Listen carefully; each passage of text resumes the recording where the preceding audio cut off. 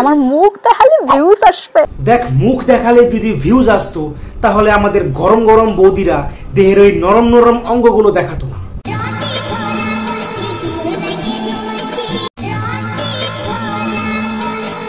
আমি শিল মাইরা দিমু। তাই জন্য সবাই আমার সোটিটা সারতিস। দেখ, ঠ্যাংটাকে বেশি উপরে তুলিস না, না হলে চিচিং ফাঁক বলার আগেই আলিবাবার গুহা বেরিয়ে আসবে।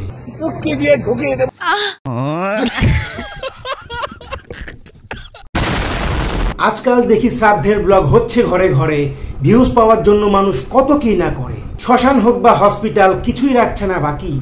তোদের কত চুলকানি, আজ আমিও একটু দেখি। So this is S Device and welcome to my channel. তারকারি গানে হেডফোন দিয়ে কান গুজিয়ে লাও। যদি গজা হয়ে গিয়ে থাকে তো বলবো আসো আসো, শুরু করা যাক।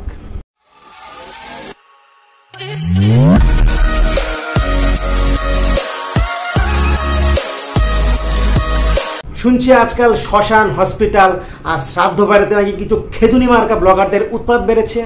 চল লাইন দিয়ে দাঁড়া, আজ তোদেরকে এক একটা করে ধরবো আর ডানা ছাড়বো। গাইস 50,000 টাকা শপিং করে ফেল। গাইস, ও 50,000 টাকা শপিং করেছে, কিন্তু কেন? হঠাৎ শুনি আমার দিদা মারা গেছে আর সবাইকে যেতে হবে শ্মশান। তো দিদার আত্মা যদি জানতে পারে না, তাহলে 50,000 টাকার একটা করে নোট এভাবে রোল করবে আর তোর পেছনে বুঝবে।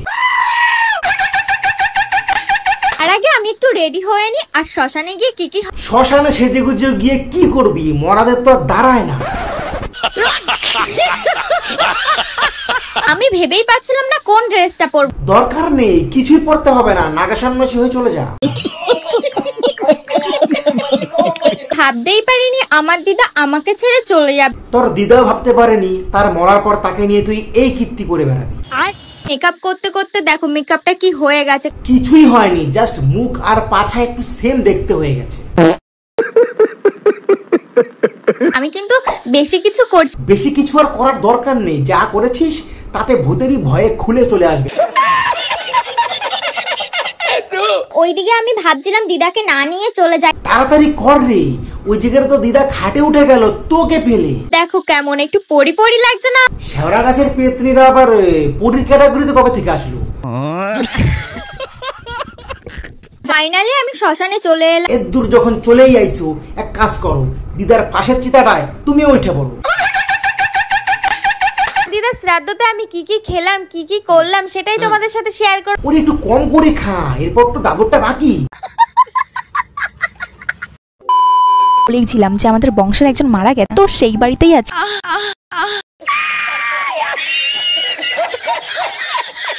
আসে পড়িস। আহো বাতিজা আহো। যে আমার মুখ দেখালে ভিউজ আসবে। ভিউজ আসুক আর না আসুক, তোর মুখ দেখি আমার পেট গুড়মুড় করতেছে। তাই জন্য সবাই আমার সোটিটা সারতিস। ওই যে বলেছিলাম আলিবাবার গুহা চিচিং ফাঁক। বুঝলাম এ কেমন চিচিং ফাঁক। শ্মশানে যাইয়া যে কেউ ভিডিও করতে আমার টানছিস কেন তুই? তা বললি কি করে হয়? তুই তো সবার গুরুমা, তোর পথেই তো সবাই চলবে।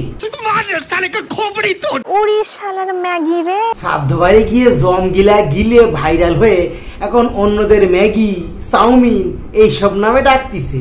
সঠিক বলেছেন। আর কে বাকি আছো গাইস রোস্ট করতে করে ফেল। Thank you so much for roasting me. Roast করা একটা ভালো জিনিস, যে তোমার নিজেরও পপুলারিটি একটু বাড়ে। কোনো এক শ্রাদ্ধ বাড়িতে গিয়ে ব্লগ করায় সবাই ওকে নিয়ে রোস্ট করতে শুরু করে এবং সে রোস্টের মাত্রাটা এতটা বেড়ে যায় যে ওর পপুলারিটি বাড়তে শুরু করে। এবং এখন ওকে নিয়ে কেউ রোস্ট করলে ও আবার রিপ্লাই ভিডিও বানায়। ওরে শালার ম্যাগি রে। আরে মাদার চোদ কে বাচ্চা। একটা কথা বলছি শোন, বাঁশ ততটাই আন যতটা নিতে পারবি, না হলে সবাই একসঙ্গে যখন দেওয়া শুরু করবে না, বাগান পর্যন্ত কম পড়ে যাবে। আইসেক একজন ট্যালেন্ট ছাড়া লোকের নামে যা তা কইয়ে দিলাম। তোর চোখে ট্যালেন্ট কোনটা? বগল চুলকানো, স্নানের ব্লগ করা, নাকি পিরিয়ড নিয়ে ভিডিও বানানো?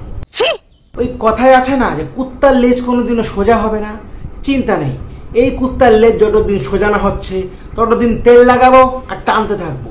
আর তোমাদের যদি ভিডিওটা ভালো লেগে থাকে ছোট্ট করে একটা লাইক কমেন্ট শেয়ার, আর চ্যানেলে নতুন হলে সাবস্ক্রাইব করে দাও। আর হ্যাঁ, ফেসবুক থেকে দেখলে অবশ্যই ফলো করে দিও।